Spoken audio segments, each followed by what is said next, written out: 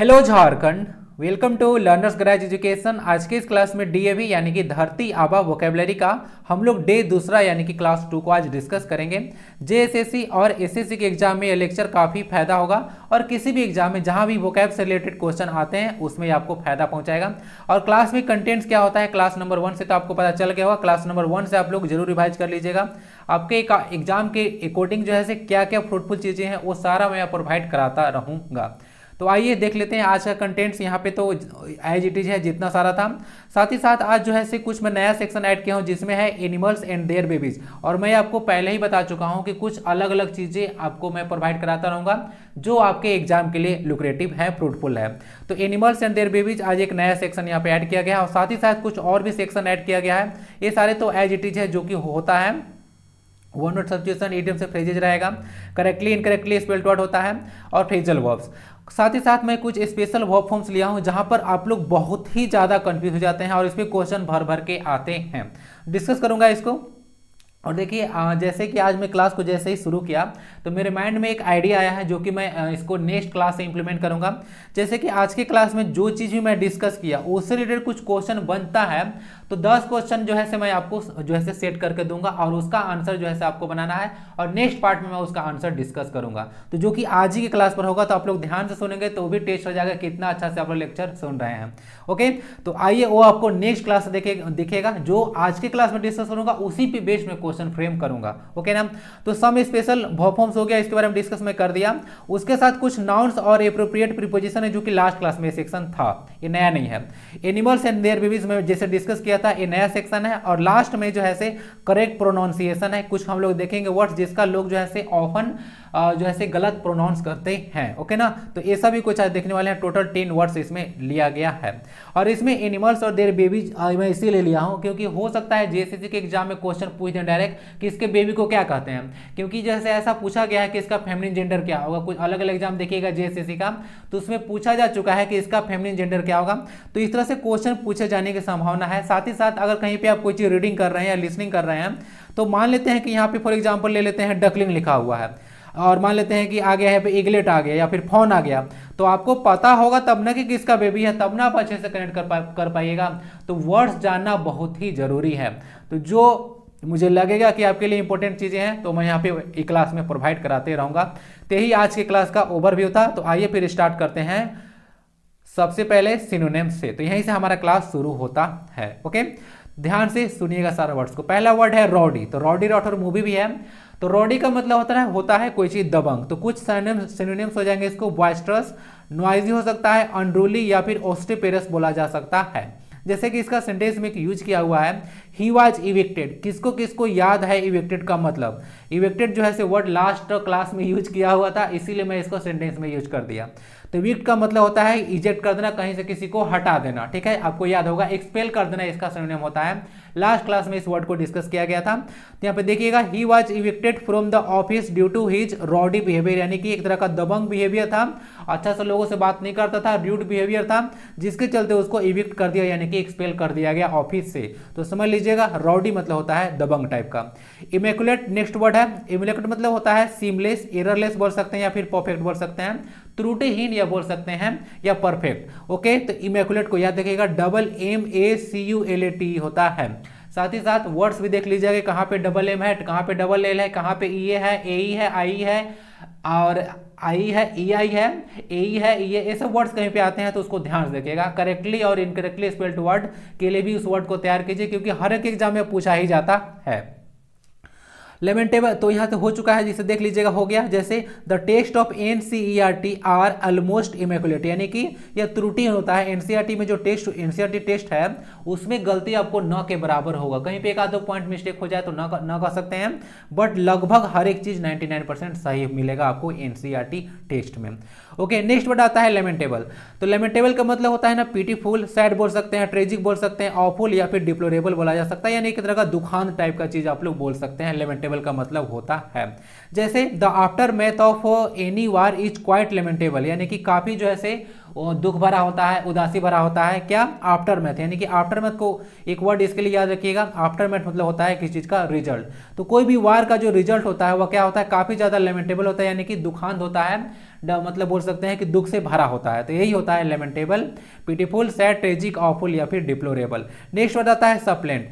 सप्लेंट का मतलब होता है रिप्लेस करना ना, रिप्लेस करना, हटाना, इसमें डिस्प्लेस बोल सकते हैं या फिर सुपर सीड बोल सकते हैं। सुपर सीड का स्पेलिंग को देख लीजिएगा, सुपर लिखा हुआ उसमें SED है, न कि CED। इसको जैसे करेक्टली इनकरेक्टली स्पेल्ड वर्ड में डाला जा सकता है, CD करके दे देंगे या ACD करके दे देंगे तो ये गलत हो जाएगा।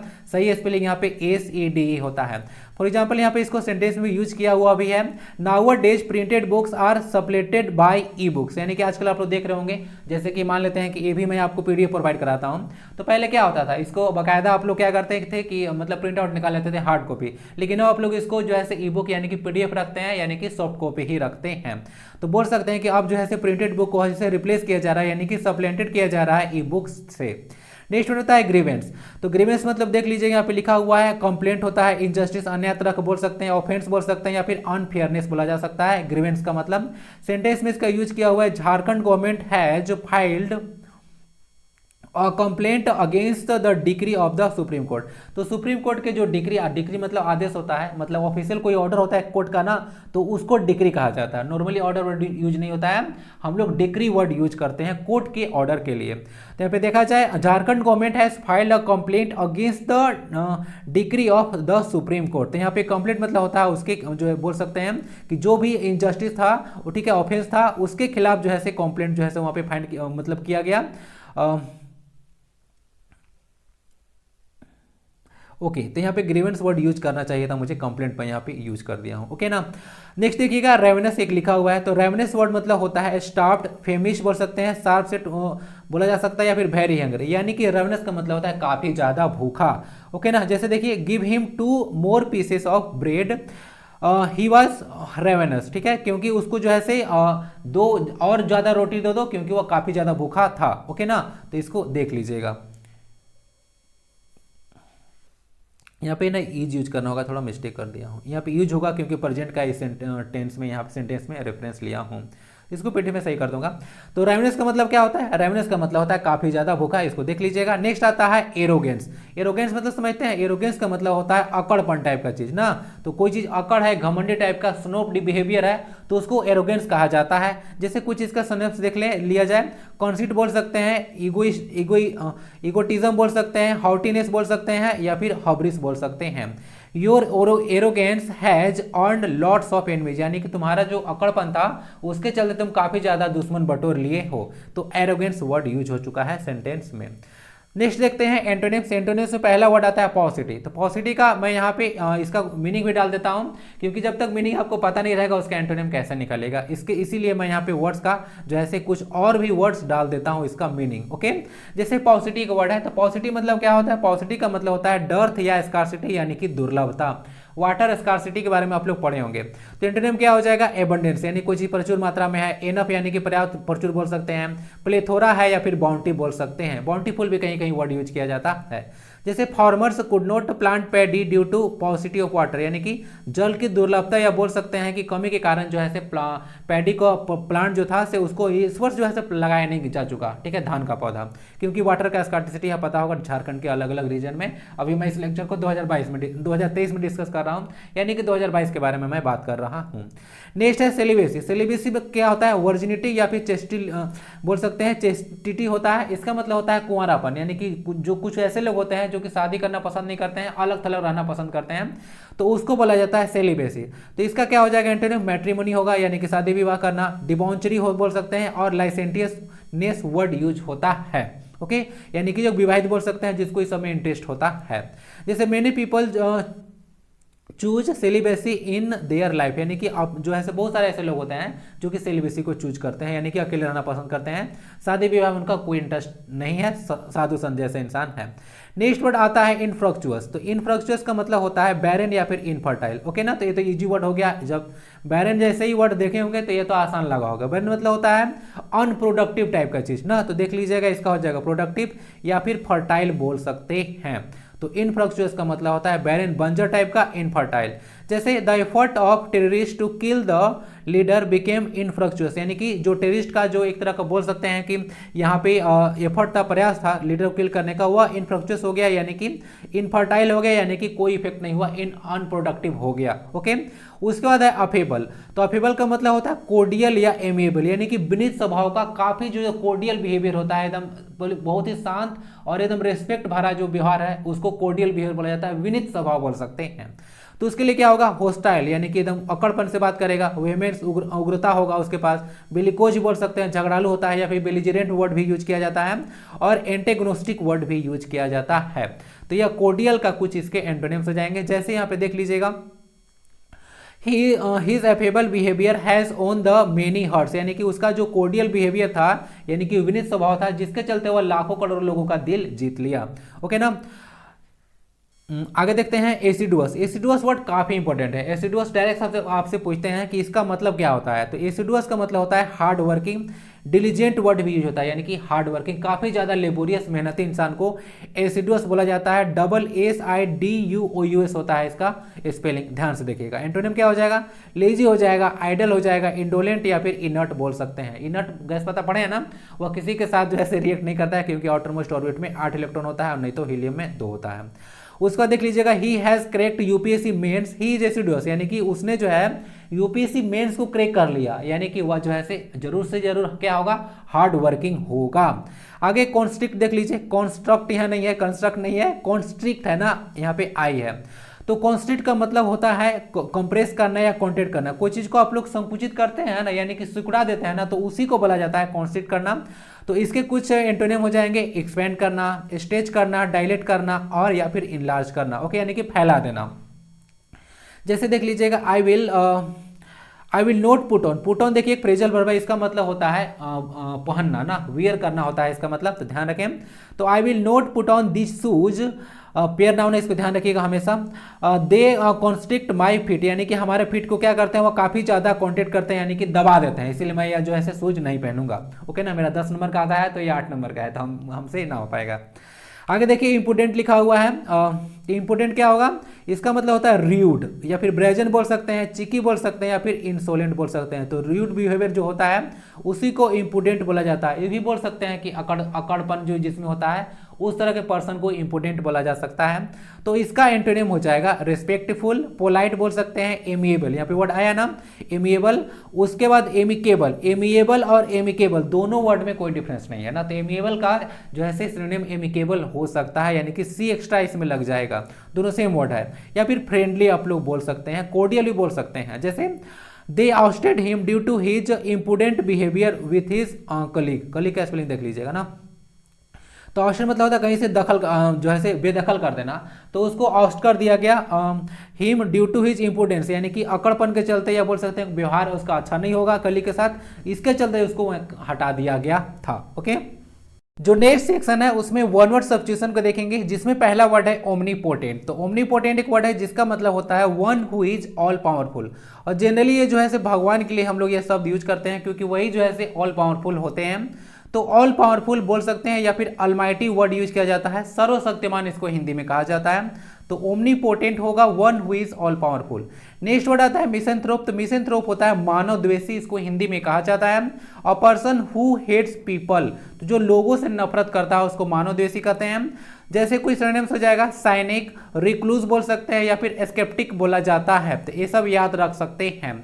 नेक्स्ट वर्ड आता है इनडेलिबल। तो इनडेलिबल होता है that can not be removed, या फिर इरेज भी बोल सकते हैं, जिसको आप लोग रिमूव न कर सकें या हटा न सकें, तो इसको हिंदी में ऑमिट बोला जाता है। ओके, इसको ध्यान रखें। जैसे इन इरेडिकेबल बोल सकते हैं, इरिडिकेबल बोल सकते हैं, इरिवोकेबल बोला जा सकता है। ओके, तो इनडेलिबल इसको याद रखिएगा। नेक्स्ट वर्ड आता है स्टॉइक।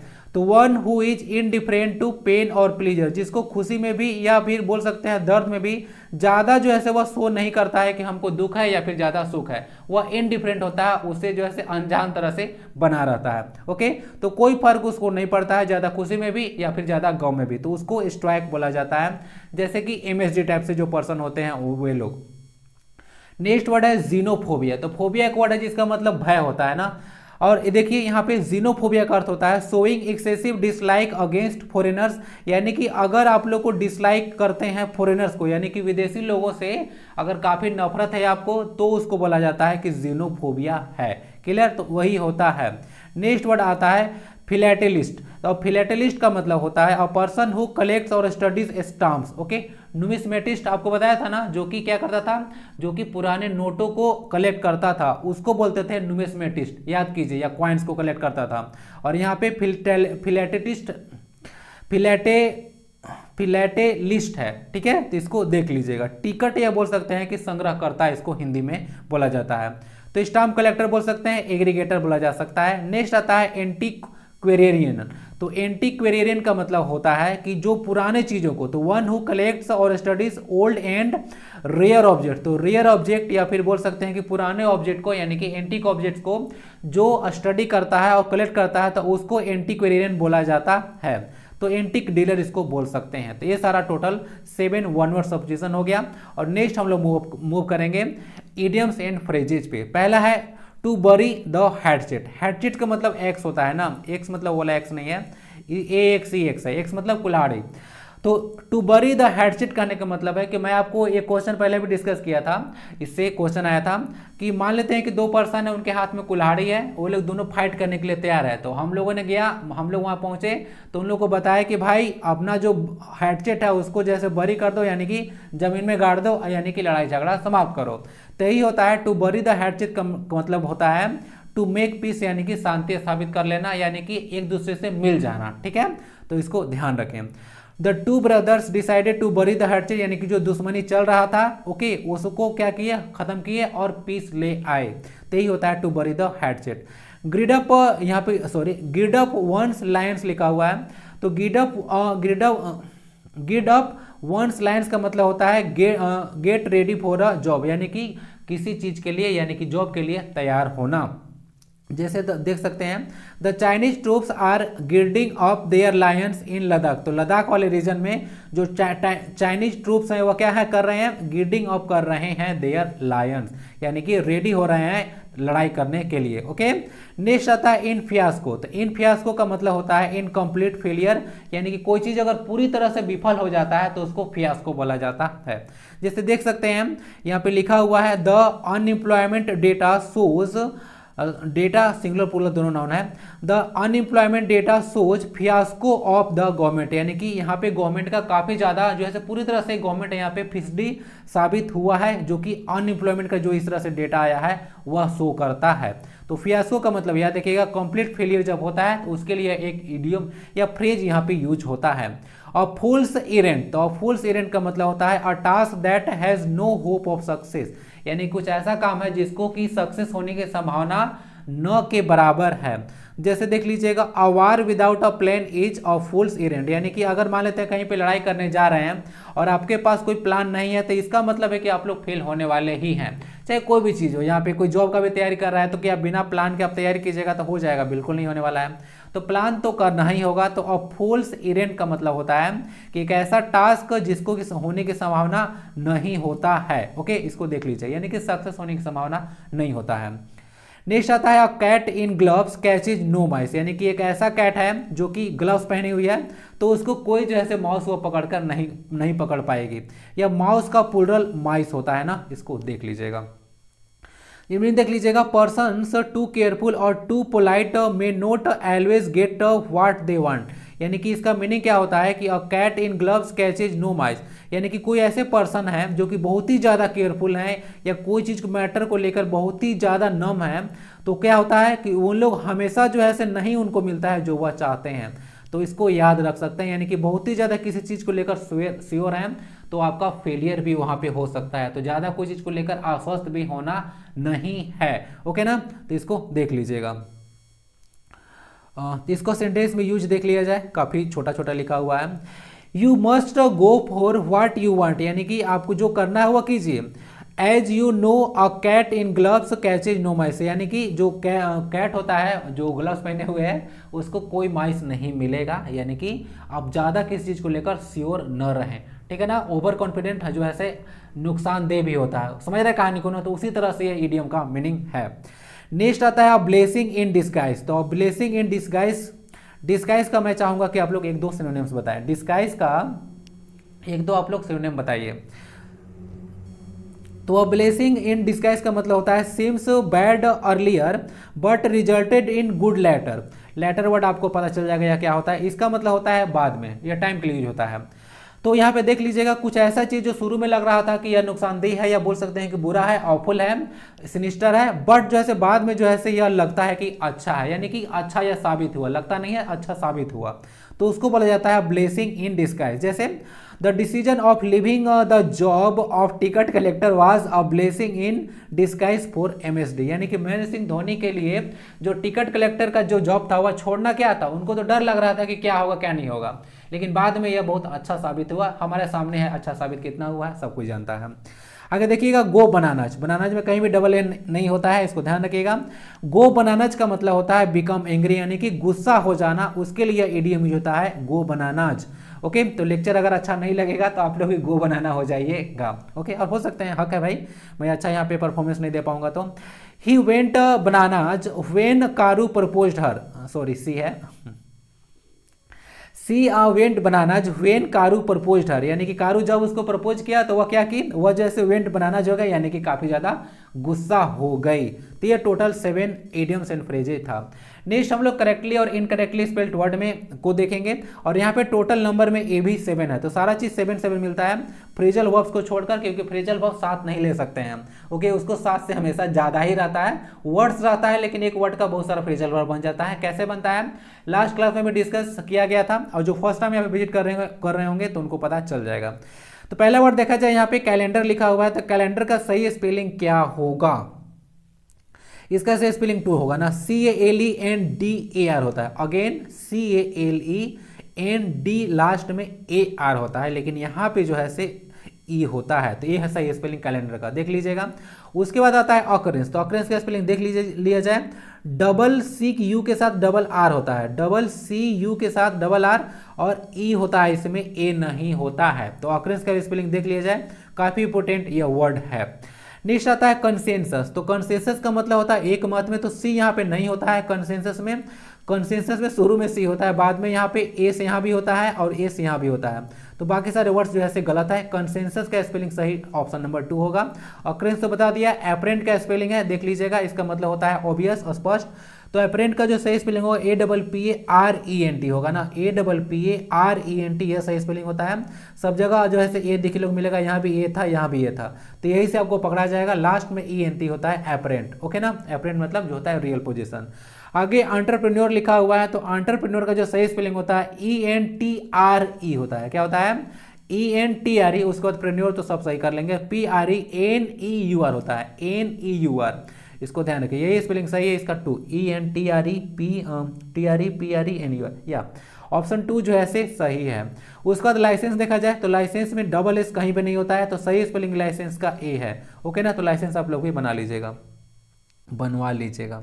नेक्स्ट आता है गाइडेंस। तो गाइडेंस का जो सही स्पेलिंग है पता कीजिए, यहाँ ऑप्शन इसका 3 आंसर होगा। गाइडेंस में GUID, उसके बाद ANC होता है, यानी कि लिखिए GUI और फिर डांस कर लीजिए आप लोग, तो हो गया गाइडेंस। क्लियर है? तो इसको देख लीजिएगा, करेक्टली इनकरेक्टली स्पेल्ड वर्ड हो चुका है 7 कवर।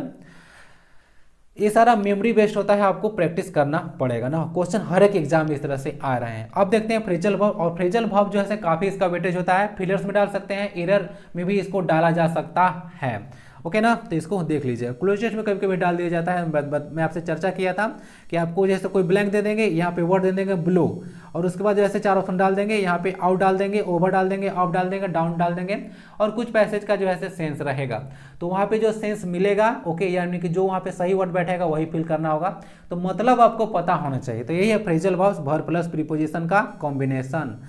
तो वर्ड है ब्लो, तो ब्लो से क्या क्या बनेगा, तो ब्लो डाउन होता है। तो ब्लो डाउन का मतलब होता है टू नोक डाउन बाई गस्ट, यानी कि इसका मतलब होता है ठोक देना। क्या होता है? ठोकर गिरा देना, उसको बोलते हैं ब्लो डाउन। दूसरा आता है ब्लो आउट, इसका मतलब होता है एक्सटिंग्विश, यानी कोई चीज को बुझा देना, उसके लिए ब्लो आउट हम लोग यूज करते हैं। और ब्लो ओवर काफी इंपॉर्टेंट है, टू पास विदाउट हार्मिंग, यानी कि मान लेते हैं कहीं पे काफ़ी चक्रवात आ गया, तूफान आ गया, टोर्नेडो आ गया, विल्ली आ गया, लेकिन वो ज़्यादा जो है हार्म करके नहीं गया, तो उसको बोल सकते हैं कि वो ब्लो ओवर हो गया। क्लियर है ना? तो बिना नुकसान किए हुए कोई चीज़ अगर गुजर जाता है तो उसको बोलते हैं कि ब्लो ओवर हो गया। नेक्स्ट आता है ब्लो अप। तो ब्लो अप का मतलब होता है किसी चीज़ को उड़ा देना। क्या करना? उड़ा देना या किसी चीज़ को ढा देना एक्सप्लोजन करके, जैसे बम लगा कहीं उड़ा दिया जाता है तो ब्लो अप यूज कर सकते हैं। नेक्स्ट जो वर्ड है वो है ब्रिंग, और मतलब ये वर्ब है, तो इसे देखते हैं हम लोग कुछ जो है फ्रेजल वर्ब। तो ब्रिंग अबाउट है, तो ब्रिंग अबाउट का मतलब टू काउज टू हैपन, यानी कोई चीज होता है तो उसको हम लोग ब्रिंग अबाउट यूज करते हैं। काफी इंपॉर्टेंट फ्रेजल वर्ब है, बहुत क्वेश्चन इस पे बना है। नेक्स्ट आता है ब्रिंग डाउन। तो ब्रिंग डाउन का मतलब होता है टू रिड्यूस और टू ओवरथ्रो अ गवर्नमेंट, यानी गवर्नमेंट को क्या करते हैं आप लोग? रिड्यूस करते हैं या फिर ओवरथ्रो करने का प्रयास करते हैं, यानी कि गिराने का प्रयास करते हैं, तो उसको ब्रिंग डाउन जो है से बोला जाता है। और ब्रिंग फोर्थ का मतलब होता है टू गिव बर्थ टू, यानी कि किसी को जन्म देना, तो उसको ब्रिंग फोर्थ होता है। और ब्रिंग अराउंड का मतलब होता है to influence somebody for something, यानी किसी चीज को, किसी आदमी को बोल सकते हैं, समबडी है तो किसी चीज के लिए मनाना, तो उसको बोला जाता है ब्रिंग अराउंड। और ब्रिंग अप काफी इंपॉर्टेंट है, इसका मतलब होता है रेज करना, रियर करना या फिर नॉरिश करना, यानी कि लालन पालन करना के सेंस में यूज होता है। जैसे the mother is bringing up there babies. Okay, तो इसको ध्यान रखिएगा।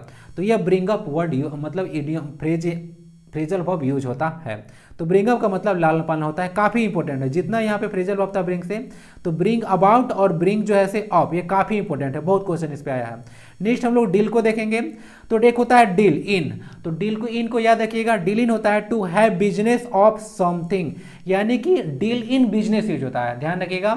डील इन बिजनेस होता है, जबकि डील विथ अ पर्सन होता है, इसको साफ साफ याद रखिएगा।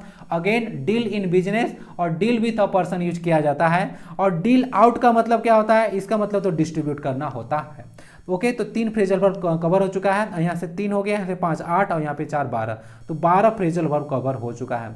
तो आपको ऐसे ही कवर करना है। अगर मान लेते हैं कोई ब्लो से वर्ड आ गया तो इसे जितना फ्रेजल वर्ब इंपॉर्टेंट है, ओके, तो वो सारा आपको कवर कर लेना है। ओके, इसको देख लीजिएगा। ऐसे बहुत सारे फ्रेजल वर्ब होते हैं, लेकिन जो इंपॉर्टेंट होगा वह जो एग्जाम के लिए आपके, वो जो है मैं आपको प्रोवाइड कराऊंगा, जो ज़्यादा पूछा जाता है, क्योंकि आपको बेजान बनना नहीं है। आप भी जानते हैं कि इंग्लिश जो लिटरेचर है, या बोल सकते हैं कि जो ग्रामर होता है वो बहुत ही गुड है। ओके, और बहुत ही जो है से मतलब जो ब्रॉड सिलेबस है, तो आप लोग जो है प्रीवियस ईयर क्वेश्चन का और जो ज़्यादा क्वेश्चन पूछे जाते हैं अलग अलग एग्जाम में, सबका तैयारी कर लीजिएगा तो लगभग तैयारी हो जाता है। कितना आपको थोड़ी ना 100% यहाँ पे लाना है। ओके, अगर मान लेते हैं कि पास होना है तो लगभग क्या होता है 60-70% जो है से आप लोग अगर ले आते हैं तो हो जाता है। और ज़्यादा टफ अगर एग्जाम होता है तो 80 तक आ जाता है, तो उतना भी कर लीजिएगा तो हो जाएगा।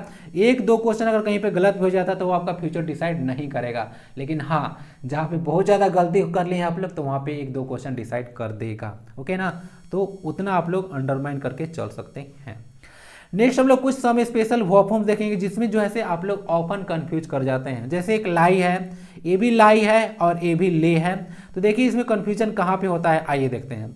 तो पहला एक लाई होता है, लाई मतलब झूठ बोलना होता है, तो इसका जो है से पास्ट फॉर्म होता है लाइड, और यहाँ पे V3 में भी जो है से यहाँ पे लाइड होता है। तो V2 और V3 इसका देख लिया जाए।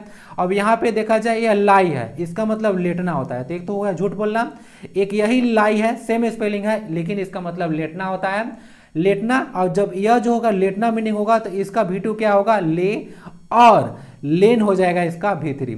अगेन ले जो है से जो V2 आप देख रहे थे, ये जो है से यहाँ पे V1 में होता है, और यह भी इसका मतलब होता है लेटाना। लेटना और लेटाना में अंतर है, ठीक है, तो इसका मतलब होता है लेटाना, तो लेट हो जाएगा और लेट हो जाएगा, तो अंतर है भाई। यहाँ पे देख लीजिएगा, ये लाई है तो लाई से बन गया लाई, और यहाँ पे ले आ गया और फिर लेन आ गया। ये जो ले मत समझिएगा, यहाँ पे ले जो है V2 भी है और V1 भी है, तो कहाँ पे कैसे यूज किया जाएगा जब आप लोग क्वेश्चन पढ़ेंगे तो समझ में आ जाएगा। तो यह ले मतलब लेटाना होता है, V2 लेट और V3 लेट होता है। ओके, अब देखते हैं फ्लाई को। तो फ्लाई का तो फ्ली होता है, फ्लोन होता है, इसको देख लीजिएगा, इसका मतलब उड़ना होता है, और फ्ली मतलब होता है भाग जाना, तो इसका फ्लेड और फ्लेड होता है V2 और V3 रिस्पेक्टिवली, तो दोनों सेम ही होता है V2 और V3 में। तो फ्लेड अवे आप लोग जो है वर्ड जरूर पढ़े होंगे, मतलब भाग गए, तो वही होता है फ्लेड। ओके ना, या फ्ली का यह V2 है, तो भाग जाना। एक फ्लो होता है, और जब पानी बहता है तो हम लोग जो है फ्लो यूज करते हैं, और जब हवा बहता है तो उसको लिए हम लोग ब्लो यूज करते हैं। ओके ना, तो यहाँ पे फ्लो मतलब बहना होता है, तो फ्लोट हो गया और यहाँ पे फ्लोट हो जाएगा V2 और V3। क्लियर। नेक्स्ट आता है फॉल। तो फॉल मतलब गिरना भी होता है, ओके, गिरना ही होता है यहाँ पे, सॉरी गिरना होता है, और इसका V2 हो जाएगा फेल, और फॉलन जो होगा से इसका V3 हो जाएगा। जैसे फॉल इन लव, लव जो है से यूज करते हैं। नेक्स्ट जो फेल वर्ड है यहाँ पे जो V2 था, यह V1 में भी यूज होता है, लेकिन यहाँ जब V1 बन के यह आता है तो इसका मतलब होता है काट कर गिराना। तो पेड़ और कभी काट के गिराया जाएगा तो वहाँ पे फेल जो है V1 में यूज होगा, तो उस केस में इसका V2 फेल हो जाएगा और V3 भी फेल हो जाएगा। तो यहाँ पे कंफ्यूजन हो जाता है कि फेल यूज करें कि फेल्ड यूज करें, क्योंकि क्वेश्चन जब देगा ना तो आपको पास्ट टेंस में देगा और फेल करके दे देगा, तो आपको लगेगा कि फॉल का तो V2 फेल होता है तो सही है, लेकिन यहाँ पे काट कर गिराने के सेंस में देगा तो उसका V2 फील्ड यूज करना पड़ेगा, तब जाकर वहाँ पे कंफ्यूजन हो जाता है। नेक्स्ट फील आता है, तो फील का फेल्ट होगा और फेल्ट होता है V2 और V3। नेक्स्ट है हैंग। हैंग मतलब लटकना होता है, तो इसका क्या हो जाएगा, इसका जैसे V2 हंग होता है और हंग होता है V3 भी। और हैंग इस एक और सेम वर्ड है हैंग, लेकिन अगर इसका मतलब फांसी देना हो तब जो है V2 इसका हैंग्ड होता है और V3 भी हैंग्ड होगा। ओके, तो इस तरह से इसको कवर कर लेना है। PDF जाकर डाउनलोड कर लीजिएगा, किसी का कोई चार्ज नहीं लगता है। क्लियर, जाकर डाउनलोड कीजिए और बेनिफिट उठाइए। नेक्स्ट हम लोग कुछ नाउन्स देखेंगे और उसके बाद एप्रोप्रिएट प्रीपोजिशन। ये भी जो है से आपको ना याद करना, मतलब माइंड में रखना पड़ता है, क्योंकि इसमें जितने भी फिलर्स आते हैं ना, फिलर्स आते हैं या फिर क्लोजेस आते हैं, उसमें जो है से इसका ना डायरेक्ट आपको कहीं पे नहीं देखने को मिलेगा, लेकिन जहाँ पे आपको लगेगा कि यहाँ पे जो है ना से प्रीपोजिशन आ गया, तो प्रीपोजिशन डायरेक्ट नहीं जो है से मतलब बहुत ही कम आपसे क्वेश्चन पूछा जाता है। क्वेश्चन तो पूछा जाता है, लेकिन ये सब जो है से बहुत जो है से क्वेश्चन आता है कि कौन सा वर्ड के बाद जो है से कौन सा प्रीपोजिशन लगता है। तो इस तरह से कुछ हम लोग वर्ड जो है से देखेंगे आज। लास्ट क्लास में भी कुछ वर्ड डिस्कस किया गया था, जैसे एब्स्टिनेंस है, तो एब्स्टिनेंट फ्रॉम वन है। एब्स्टिनेंट मतलब किसी से परहेज करना, दूर रहना किसी चीज से। तो वाइन से या फिर अल्कोहल से अगर कोई ड्रिंक है तो उससे अगर दूर रहते हैं तो उसको लिए फ्रॉम हम लोग यूज करते हैं। और फ्रॉम आप लोग पढ़े होंगे या फिर अगर हिंदी में पढ़े होंगे तो आपादान कारक, तो विलगाव के सेंस में यहाँ पे यूज करता है, किसी से दूर रहने के सेंस में। तो वाइन से दूर रहना है तो एब्स्टिनेंस वर्ड यूज किया जाता है, फ्रॉम लगेगा। नेक्स्ट है एक्सेस टू अ पर्सन या प्लेस। तो एक्सेस यानी कि कहीं से अगर पहुंच अगर स्थापित करना है आपको, तो हम लोग जो है से एक्सेस के साथ टू प्रीपोजिशन यूज करते हैं। नेक्स्ट आता है एफिनिटी, यानी कि लगाव ही होता है विद समथिंग, किसी चीज से लगाव है तो एफिनिटी यूज कीजिए। एल्यूजन, एल्यूजन का मतलब होता है इशारा, तो इसको देख लीजिएगा। तो एल्यूजन टू जो है से समथिंग हम लोग यूज करते हैं। नेक्स्ट वर्ड आता है अल्टरनेटिव। तो अल्टरनेटिव टू अ मेथड या समथिंग हम लोग यूज करते हैं, तो अल्टरनेटिव के साथ टू लगेगा। नेक्स्ट आता है एनालॉजी। तो एनालॉजी के साथ दो प्रीपोजिशन लगता है, तो एनालॉजी ऑफ लगता है वन थिंग विथ अनदर। ध्यान से देखिएगा, ऐसे यूज करना है आपको, analogy of one thing with another. लेकिन एनालॉजी के साथ हम लोग अगर दो चीज के बीच में बोलेंगे तो नॉर्मल है, कॉमन सेंस के बेसिस पे आप लोग लगा सकते हैं कि बिटवीन लग जाएगा। दो चीजों के लिए हम लोग बिटवीन यूज करते हैं, तो एनालॉजी बिटवीन टू थिंग्स या analogy of one thing with another use कर सकते हैं।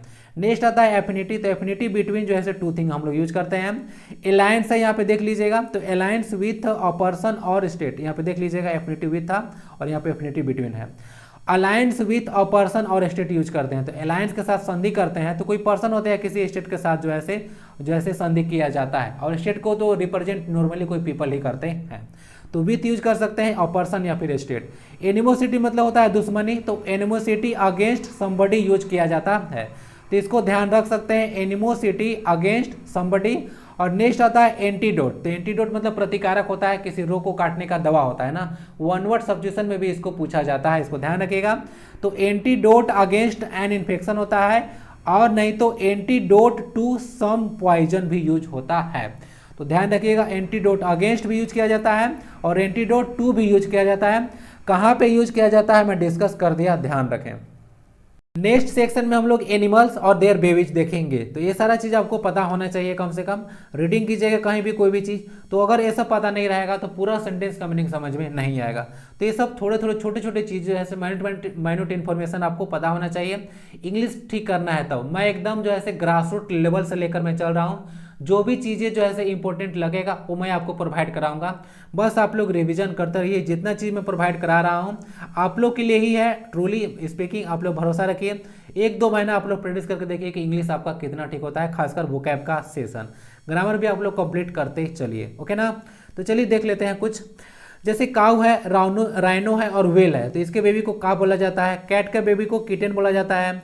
डियर के बेबी को इंपॉर्टेंट रहेगा फॉन बोला जाता है। डक को डकलिंग बोला जाता है। ईगल का इगलेट हो गया। एलिफेंट को काफ एलिफेंट बोला जाता है। फिश का फ्राई बोला जाता है। फॉल के बेबी को चिकन बोला जाता है और फ्रो का टेडपोल कहा जाता है। नेक्स्ट इंपॉर्टेंट रहेगा जैसे कि शार्क है, बियर है, टाइगर है, लायन है, लैम्ब है, लियोपोर्ड है, सबके बेबी को कब बोला जाता है। तो टाइगर, लायन, यहाँ पे लियोपोर्ड ऐसे इंपॉर्टेंट रहेगा। लैम्ब, तो इसको देख लीजिएगा, भेड़िया होता है लैम्ब मतलब। तो इस सबके बेबी को कब बोला जाता है। गोट का तो कीट होता है, इंपॉर्टेंट है और ईजी है। और गूज का गिजलिंग होता है, गोजलिंग होता है, और गूज का प्लूरल गीज होता है। हॉर्स का फॉल या फिर कोल्ट होता है। उसके बाद कंगारू का जूई होता है बेबी। ऑल का ऑलेट होता है। पिग का पिगलेट होता है। रैट हो, सील हो, बैट्स हो, सबका बेबी को पप बोला जाता है। और उसके बाद देख लीजिएगा यहाँ पे सीप है, उसका बेबी को लैम्ब बोला जाता है। और माउस के बेबी को किटन बोला जाता है।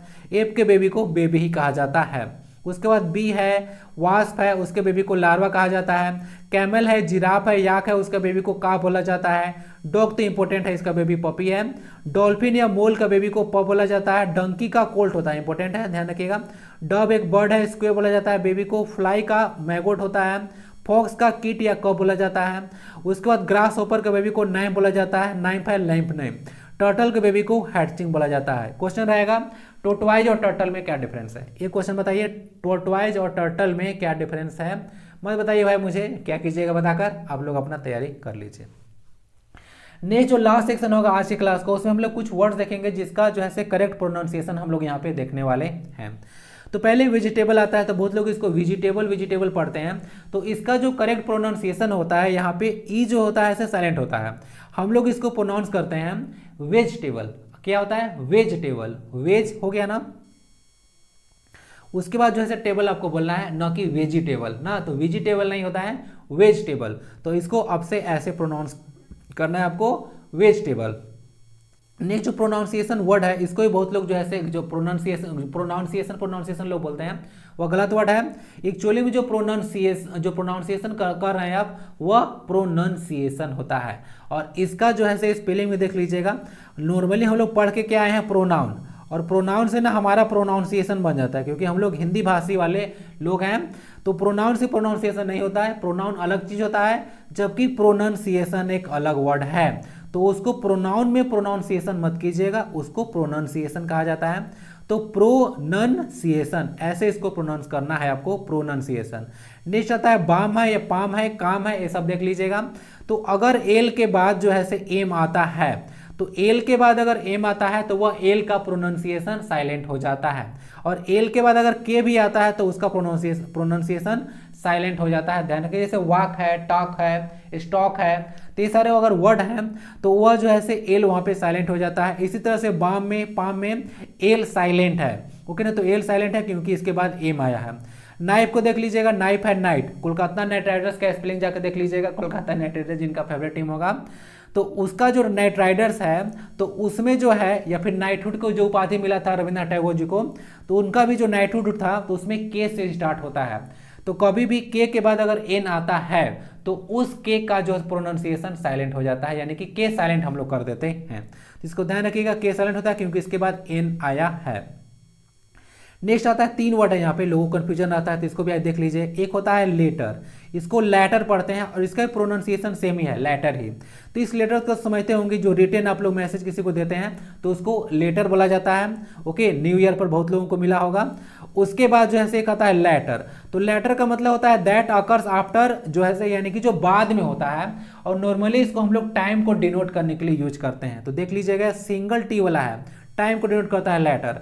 और जबकि यह जो डबल टी वाला लेटर है, इसका मतलब होता है दैट कम्स आफ्टर समथिंग, यानी कि जो बाद में आता है कोई चीज को, उसको बोलते हैं बाद वाला। और लेटर मतलब होता है बाद में। तो दोनों में डिफरेंस याद देखिएगा, letter single T E R वाला में बाद में होता है, टाइम को डिनोट करता है। और डबल टी ई आर वाला होता है बाद वाला, ठीक है ना, किसी चीज के बारे में यह बात करता है कि वो बाद में आया है, तो वह लेटर हो जाएगा, ना कि सिंगल टी वाला।